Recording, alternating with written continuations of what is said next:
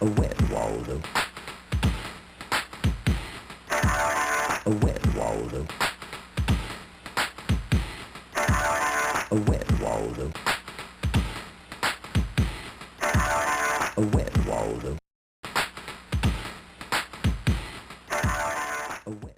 Welcome everyone to another edition of Play It Through, and on this edition it's the Great Waldo Search for the NES, brought to us by THQ.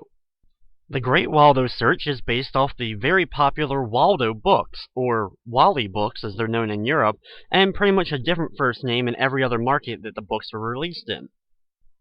In the books, your goal was to look through a very large picture full of tons of different colorful characters while trying to find the main character, Waldo, or other objects.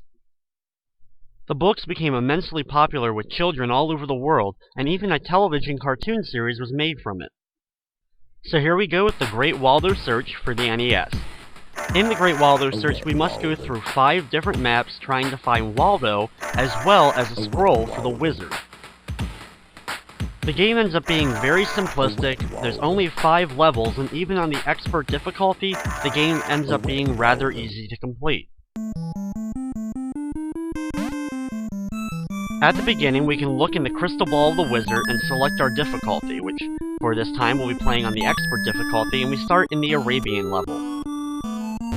Our controls are rather simple.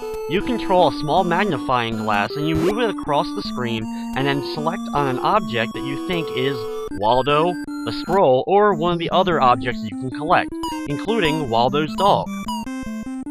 If you're able to find Waldo's dog Wolf, you then take control of him, moving him up and down on a magic carpet and collecting different amounts of points.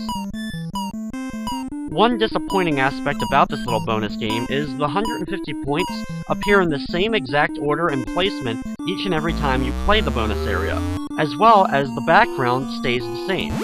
It makes sense for this area since it is an Arabian level, but even in the medieval stage you still fly as Wolf through an Arabian setting. You can also find 150 point bonuses in the background, as well as finding different amounts of clocks. The clocks will give you an extra set of time that you can use in order to take your time and find the objects that you're looking for. Sometimes while finding a certain clock, you'll then have to find another object. It gives you a clue at the top of the screen on what object you have to find. The screen freezes so that you know that the object is definitely on that screen. For example, in this stage we had Smiling Cloud. We must then find the smiling cloud in the background, select it, in which case we then get the extra clock as well as a little point bonus.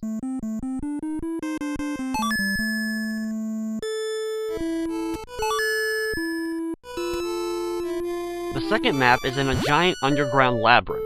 There's lots of different blue soldiers around, and it's really not too hard to spot Wally during this level. The Great Waldo Search was actually also released on the Sega Genesis and the Super Nintendo. In those versions of the game, though, I found that every time you don't select the correct object, you end up getting a penalty by losing a chunk of time off of your clock. However, in this version of the game, I can keep selecting wrong objects all day, and my clock doesn't seem to decrease any quicker. Here's another example of the little bonus game where you get to play as Wolf on the magic carpet. As you can see, Arabian setting, and the 150 point scores are all in the same place.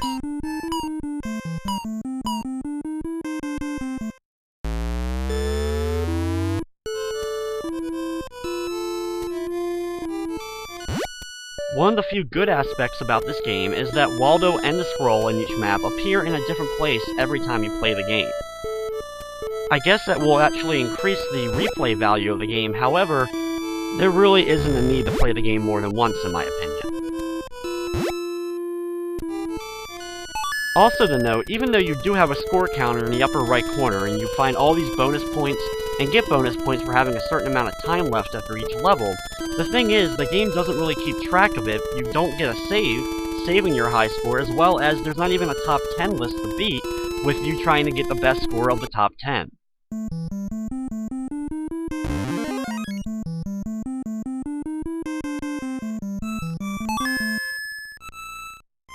The third map features a bunch of wizards, some of them throwing fire out of their hands in the red robes, and the ones in the blue robes are shooting out water. Just like the previous levels, our goals are to find Wolf to complete the little Arabian bonus game, and then find the scroll and Waldo and get on to the next stage.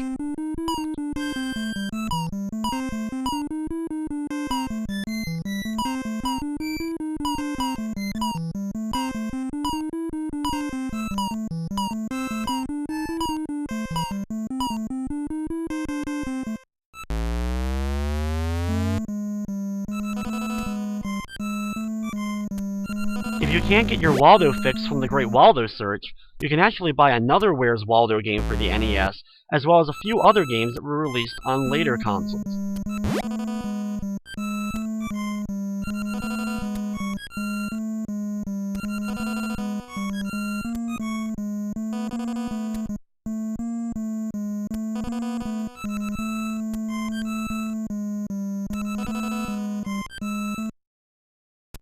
Here's another one of those examples of finding a clock in the background and then having to find an object.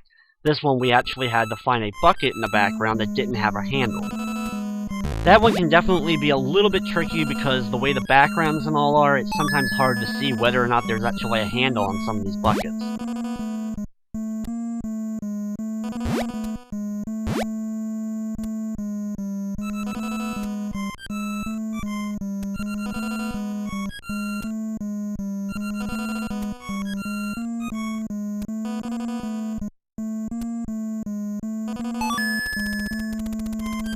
After searching high and low, I finally locate both the scroll and Waldo, and it's time to move on to the fourth stage.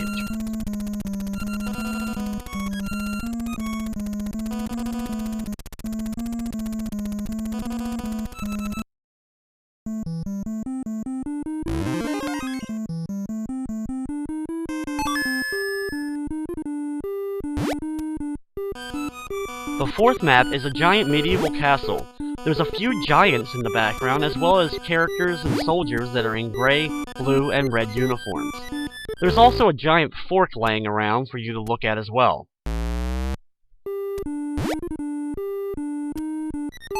Thankfully, this stage I was able to find Waldo rather easily, as his head was sticking out from above this bush.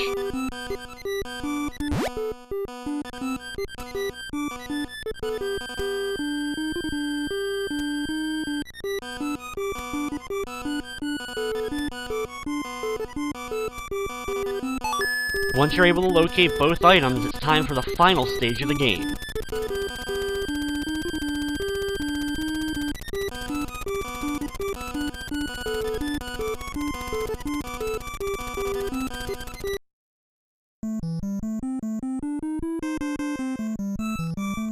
The final stage of the game is a giant white screen full of Waldos.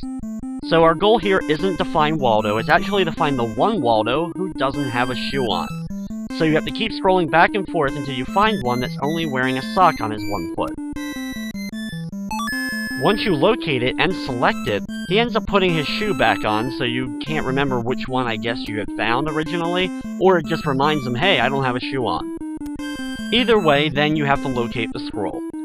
With the whole background being white as well as the red of Waldo himself, the scroll can be really difficult at times to find.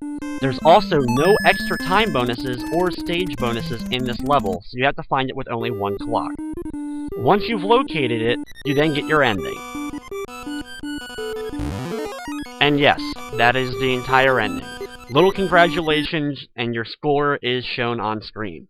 It then goes to the credits, and right back to the main menu. And with that, that's going to wrap up this edition of Play It Through. I'd like to thank you for watching, and of course, I hope you enjoyed.